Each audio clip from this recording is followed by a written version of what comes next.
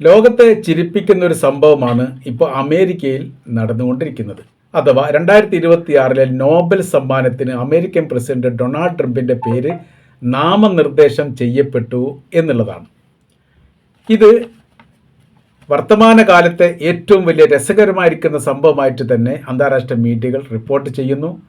ആ കാര്യവുമായിട്ട് ബന്ധപ്പെട്ട വിശദീകരണങ്ങളും ചർച്ചാ സംബന്ധമായിരിക്കുന്ന കാര്യങ്ങളും ഇപ്പോൾ തുടർന്നുകൊണ്ടിരിക്കുകയാണ്. പാകിസ്ഥാൻ, കംബോഡിയ, ഇസ്രായേൽ എന്ന 3 രാജ്യങ്ങളും അമേരിക്കയിലെ റിപ്പബ്ലിക്കൻ നിയമ നിർമ്മാതാക്കളുമാണ് അമേരിക്കൻ പ്രസിഡന്റ് ഡൊണാൾഡ് ട്രംപിനെ 2026 നോബൽ സമ്മാനത്തിന് വേണ്ടി അംഗീകരിക്കണം എന്ന് പറഞ്ഞുകൊണ്ട് അപേക്ഷ നൽകിയത്.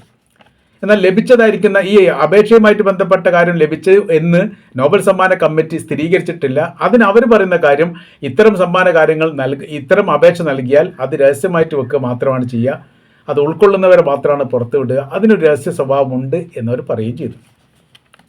അതിനോടൊപ്പം കുറച്ച് വിശദീകരണ കാര്യങ്ങൾ ഈ രാജ്യങ്ങൾ നോബൽ സമ്മാന കമ്മിറ്റിക്ക് നൽകിയിട്ടുണ്ട്. ലോകത്ത് സമാധാനമുണ്ടാക്കിയ, നിലവിൽ ജീവിച്ചിരിക്കുന്ന ഏറ്റവും വലിയ മനുഷ്യൻ്റെ പേരാണ് ഡൊണാൾഡ് ട്രംപ് എന്ന് പറയുന്നത്. അദ്ദേഹം നിർത്തലാക്കിയ, അദ്ദേഹം അവസാനിപ്പിച്ച, സമാധാനം കൊണ്ടുവന്ന രാജ്യങ്ങളും അതിൻ്റെ വിഷയങ്ങളും അതിൻ്റെ വിശദീകരണങ്ങളുമാണ് അതിൻ്റെ കൂടെ പറയുന്നത്. നമുക്ക് ഓരോ നോക്കാം. 10 യുദ്ധങ്ങൾ അവസാനിപ്പിച്ചു എന്ന് അദ്ദേഹം പറയുന്നു. 9 യുദ്ധങ്ങളും പിന്നീട് പ്രശ്നബാധിതമായിരിക്കുന്ന ഒരു സംഭവത്തെ ഏകീകരിച്ചുകൊണ്ട് ഏകോപനം ഉണ്ടാക്കുകയും ചെയ്തു എന്നതിൽ പറയുന്നു. അതിലൊന്ന് നമ്മുടെ ഇന്ത്യയെക്കുറിച്ചാണ്. ഇന്ത്യ പാക് യുദ്ധം 2025 നടന്ന ഇന്ത്യ പാക് യുദ്ധം 2 ഘട്ടങ്ങളിൽ ഏറെക്കുറെ നടന്നിട്ടുണ്ട് എന്നുള്ളതും അത് പൂർണ്ണമായ രീതിയിൽ അവസാനിപ്പിച്ചതും താനാണ്, അതായത് ഡൊണാൾഡ് ട്രംപാണ് എന്നതിൽ പറയുന്നു. എന്നാൽ ഈ യുദ്ധം അമേരിക്കയുടെ പ്രസിഡന്റ് ഇടപെട്ടല്ല അവസാനിപ്പിച്ചത് ഇന്ത്യ പറയുന്നു. മാത്രവുമല്ല, ഇതിൽ മൂന്നാമതൊരു കക്ഷിയുടെ ഇടപെടൽ ഉണ്ടായിട്ടില്ല എന്നുള്ളതാണ് ഇന്ത്യയുടെ പ്രതികരണം. പല ഘട്ടങ്ങളിലും ആ പ്രതികരണം ഇന്ത്യ ആവർത്തിക്കുകയും ചെയ്തിട്ടുണ്ട്. അത് തന്നെ പ്രതിസന്ധിയിൽ നിൽക്കുകയാണ്. രണ്ടാമത് ഗസ ഇസ്രായേൽ യുദ്ധവുമായിട്ട് ബന്ധപ്പെട്ടാണ്. ആ യുദ്ധത്തോടനുബന്ധിച്ച് തന്നെ ബന്ദികളെ മോചിപ്പിക്കുന്നതുമായി ബന്ധപ്പെട്ട വിഷയത്തിലും താൻ നേരിട്ട് ഇടപെട്ടു. 2023 മുതൽ 2025 വരെ ഏകദേശം 2 വർഷം നീണ്ടുനിന്ന യുദ്ധമാണത്. ആ യുദ്ധത്തോടനുബന്ധിച്ച് അവിടെ പ്രശ്ന പരിഹാരത്തിന് വേണ്ടി താൻ ശ്രമിച്ചിട്ടുണ്ട് എന്നുള്ളതാണ്. ഗസക്കാർ പറഞ്ഞത് ഏറ്റവും കൂടുതൽ ആയുധങ്ങൾ ഇസ്രായേൽ ഉപയോഗിച്ചത് അമേരിക്കയുടേതാണ്. വംശഹത്യ ചെയ്യാൻ വേണ്ടിയിട്ട് തങ്ങളുടെ നെഞ്ചിലേക്ക് തലയോട്ടിലേക്ക് ഏറ്റവും കൂടുതൽ ഏതൊക്കെ രാജ്യത്തിൻ്റെ ബോംബാണ് ഇട്ടത് എന്ന് പറയാൻ ഒറ്റ ഉത്തരം മാത്രമേ ഉള്ളൂ, അമേരിക്കയുടേത്. ഒരു യൂട്യൂബർ അവിടെ നിന്ന് അമേരിക്കയുടെ ബോംബ് വീണിട്ട് ഈ പൊട്ടാത്ത മിസൈൽ ഭാഗങ്ങൾ വീണിട്ട് അതിൻ്റെ ചിത്രം എടുത്തുകൊണ്ട് ലോകത്തോട് പറഞ്ഞൊരു കാര്യമുണ്ട്.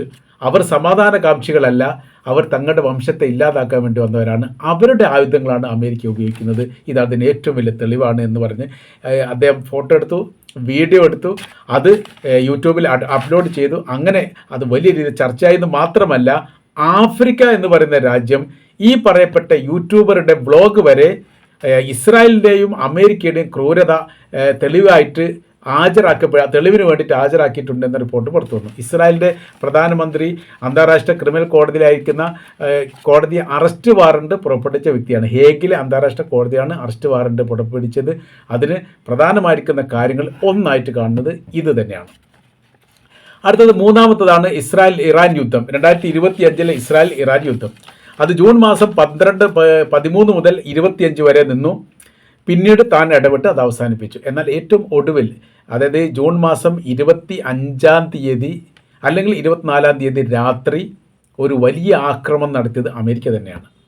ഇറാൻ്റെ ഏറ്റവും പ്രധാനമായിരിക്കുന്ന ആണവ റിയാക്ടറിന് നേരെ അല്ലെങ്കിൽ ആണവായുധം നിർമ്മിക്കുന്ന ഏരിയകൾ, അതായത് ഫോർദോ, നദൻസ്, ഇസ്ഫഹാൻ 3 മേഖല കേന്ദ്രീകരിച്ചുകൊണ്ടും ശക്തമായിരിക്കുന്ന ബങ്കർ ബസ്റ്റർ ബോംബുകൾ പ്രയോഗിച്ചത് അമേരിക്കയാണ്.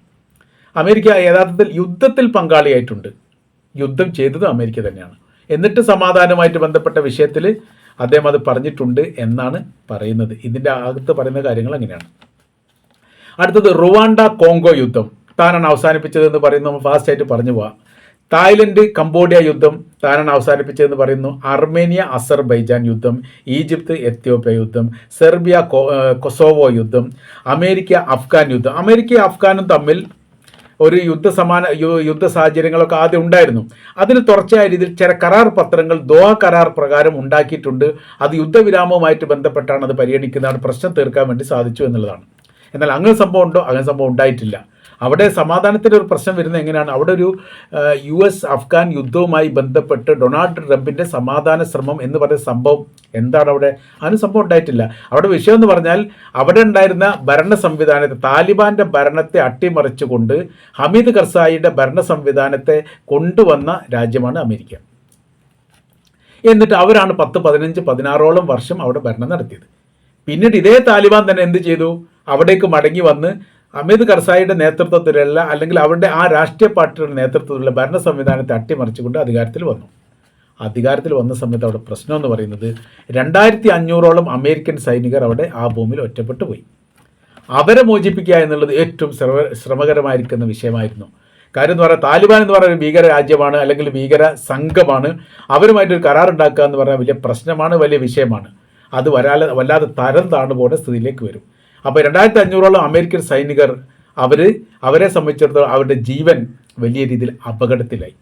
അത് വല്ലാത്ത പ്രയാസമായ സമയത്ത് ചില കരാർ വ്യവസ്ഥ ഉണ്ടാക്കി. അതിന് ദോഹ മധ്യസ്ഥ വഹിച്ചു. അതായത് ഈ ഖത്തറിൻ്റെ മധ്യസ്ഥതയിൽ അമേരിക്കയുടെ സൈനികരെ ജീവനോടുകൂടി ഈ രക്ഷപ്പെടുത്താനുള്ള പോംവഴികൾ കാര്യങ്ങളെല്ലാം ഉണ്ടാക്കി കൊടുത്തത് ഖത്തറാണ്. അതിൽ അമേരിക്കയ്ക്ക് റോളൊന്നുമില്ല. അമേരിക്ക ഖത്തറിൻ്റെ സഹായം തേടുകയാണ് ചെയ്തത്. അഫ്ഗാനിസ്ഥാനിലെ താലിബാനുമായിട്ട് ഖത്തറിന് ബന്ധമുള്ളത് കൊണ്ട് അവരുമായിട്ട് സംസാരിച്ചിട്ട് ഇവരെ കൊല്ലാത്ത രീതിയിൽ രക്ഷപ്പെടുത്താനുള്ള പോംവഴികളും മാർഗങ്ങളും ഉണ്ടാക്കി കൊടുത്തത് ഖത്തറാണ്. അതിൻ്റെ അവകാശം പറയുന്നത് അമേരിക്കൻ പ്രസിഡന്റ് ഡൊണാൾഡ് ട്രംപ്. അയാൾ പറയുന്നു ആ പ്രശ്നങ്ങൾ തീർത്ത് ഞാനാണ് എന്നുള്ളതാണ് അയാൾ പറയുന്നത്. പിന്നെ പത്താമത്തത് എന്ന് പറഞ്ഞാൽ കൂട്ടിയോജിപ്പിച്ചു എന്നുള്ളതാണ്. അത് യുദ്ധം ചെയ്തു എന്നുള്ള കൂട്ടിയോജിപ്പിച്ചു. എന്താ യോജിപ്പിച്ചത്?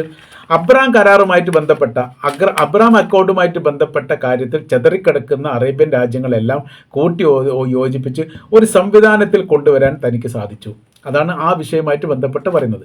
അപ്പോൾ ജൂത, മുസ്ലിം, ക്രിസ്ത്യൻ വിഭാഗത്തിൽപ്പെട്ട രാഷ്ട്രങ്ങളെ ഒരു പിതാവിൻ്റെ മക്കൾ എന്ന പരിഗണന നൽകിക്കൊണ്ട് അബ്രഹാം ആ പരിഗണന നൽകിക്കൊണ്ട് യോജിപ്പിക്കുന്ന ഒരു സംവിധാനം താൻ ഉണ്ടാക്കുകയും അതിൽ താൻ വിജയിക്കുകയും ചെയ്തു. എന്നാൽ എന്താണ് അബ്രഹാം കരാർ എന്ന് പറഞ്ഞാൽ? അബ്രഹാം കരാറിന് തങ്ങൾ ഇപ്പോഴും അംഗീകരിക്കില്ലെന്ന് പറയുന്നത് രാജ്യമാണ് സൗദി അറേബ്യ.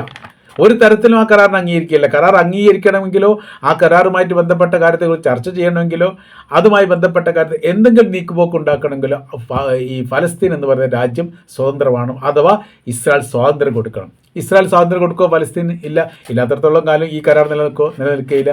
ആ കരാറിൻ്റെ തുടർച്ചയായ രീതിയിലുള്ള ഒരു കാര്യവും ചെയ്യാൻ വേണ്ടി പറ്റില്ല. അത് മരവിച്ച് പൊടി പിടിച്ച് കിടക്കേണ്ട യഥാർത്ഥത്തിൽ. ഇപ്പോൾ ഏറ്റവും ഒടുവിൽ UAE ആണ് പതുക്കെ ഈ പൊടി തട്ടിക്കാൻ്റെ അവിടെ ഇസ്രായേലുമായിട്ട് ചില സംസാര കാര്യങ്ങളൊക്കെ ഉണ്ടാക്കിയതിന് ശേഷം എന്ത് ചെയ്തിട്ടുണ്ട്? അവിടെ അയൺ ഡോം എന്ന് പറയുന്ന പ്രതിരോധ സംവിധാനം ഇസ്രായേലിൻ്റെ നിർമ്മിതമായിരിക്കുന്നത് UAE സ്ഥാപിച്ചു. ആ UAE സ്ഥാപിച്ചതുമായിട്ട് ബന്ധപ്പെട്ട് പിന്നെ വലിയ വിവാദ കാര്യങ്ങളൊക്കെ നടക്കുന്നുണ്ട്. കാര്യം എന്ന് പറയുന്നത് ഒരു യുദ്ധം വരുമെന്ന് ഉറപ്പുണ്ടായതിന് ശേഷമാണ് അവരിത് ചെയ്തത് എന്ന് പറയുന്നു. അതിനുശേഷം യുദ്ധം ഉണ്ടാവുകയും ചെയ്തു.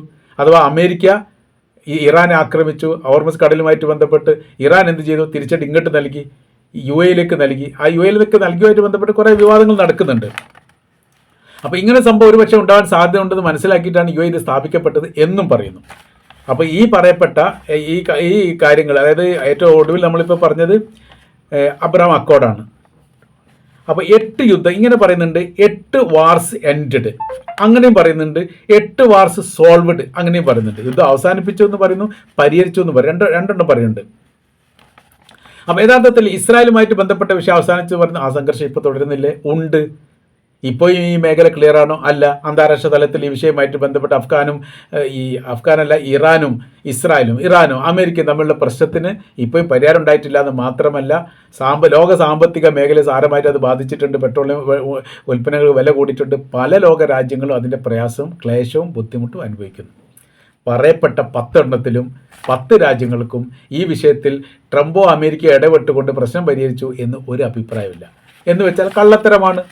10 എണ്ണവും കള്ളത്തരമാണ്. ഇതിൽ ഏതെങ്കിലും ഒന്നിനെ കുറിച്ച് ഒരു സമാധാനപരമായിരിക്കുന്ന ഒരു കാഴ്ചപ്പാടോട് കൂടിയിട്ട് ഈ 2 രാജ്യങ്ങൾ തമ്മിലുള്ള പ്രശ്നത്തിൽ ഏതെങ്കിലും ഒന്ന് മാന്യമായി പരിഹരിച്ചിട്ടുണ്ട് എന്ന് ഏതെങ്കിലും ഒരു രാജ്യം പറയുകയാണെങ്കിൽ ഓക്കെ. അങ്ങനെ സംഭവമില്ല. ഇന്ത്യ മുതൽ തുടങ്ങുന്നു, ഇന്ത്യ സംഭവിച്ചിട്ടില്ല. അവിടെ നിന്നിട്ട് നമ്മൾ അവസാനം സൗദി അറേബ്യ വരെ എത്തി.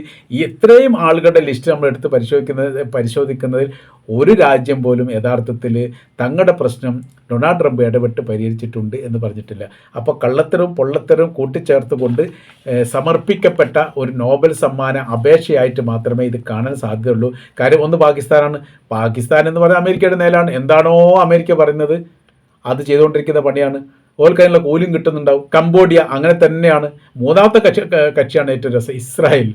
ഇസ്രായേൽ ലോകത്ത് ഏറ്റവും കൂടുതൽ യുദ്ധം നടത്തിയത്, പ്രശ്നം ഉണ്ടാക്കിയത്, ഏറ്റവും കൂടുതൽ മനുഷ്യന്മാരെ കൊന്നത്, 30-ലധികം തവണ UN പ്രമേയം അവതരിപ്പിച്ചുകൊണ്ട് അവരുടെ നടപടിയെ വിമർശിക്കപ്പെട്ട രാജ്യത്തിൻ്റെ പേരാണ് ഇസ്രായേൽ എന്ന് പറയുന്നത്. അവിടുത്തെ പ്രധാനമന്ത്രിയെ 2 തവണയാണ് അന്താരാഷ്ട്ര ക്രിമിനൽ കോടതി അറസ്റ്റ് വാറണ്ട് പുറപ്പെടുവിച്ചത്. ഏത് രാജ്യത്തേക്കാണോ കയറുന്നത് അവിടെ അറസ്റ്റ് ചെയ്യണമെന്നാണ്. അപ്പോൾ ആ രാജ്യമാണ് ഈ വിഷയത്തിൽ അമേരിക്കയ്ക്ക് എന്ത് ചെയ്യണം, നോബൽ സമ്മാനം കിട്ടണമെന്ന് പറയുന്നത്. അതേപോലെ തന്നെ പാകിസ്ഥാൻ എല്ലാ കാലത്തും പ്രശ്നങ്ങളാണ്. വെടിവെപ്പും ആളുകളുടെ മരണങ്ങളും ഇല്ലാത്ത ഒരു സംഭവങ്ങൾ പാകിസ്ഥാൻ ഇതുവരെ റിപ്പോർട്ട് ചെയ്തിട്ടില്ല. സൈനിക കമാൻഡർ പ്രധാനമന്ത്രിയെ വെടിവെച്ച് കൊല്ലും, അല്ലെങ്കിൽ എന്ത് ചെയ്യും, ഭരണം അട്ടിമറിക്കും. ഈ പ്രധാനമന്ത്രി ചെയ്ത് സൈനിക കമാൻഡറെ ഒഴിവാക്കും, എന്നിട്ട് എന്ത് ചെയ്യും, പുതിയ ആൾക്കാരെ നിയമിക്കും. അങ്ങനെ അവർ അങ്ങോട്ടും ഇങ്ങോട്ടും പ്രശ്നമായി. കഴിഞ്ഞ പ്രാവശ്യത്തെ പാകിസ്ഥാൻ്റെ പ്രധാനമന്ത്രി ഇപ്പോൾ ജയിലിലാത്ത മരിച്ചിട്ടുണ്ട് എന്ന് പറയുന്നു, മരിച്ചിട്ടില്ല എന്ന് പറയുന്നു.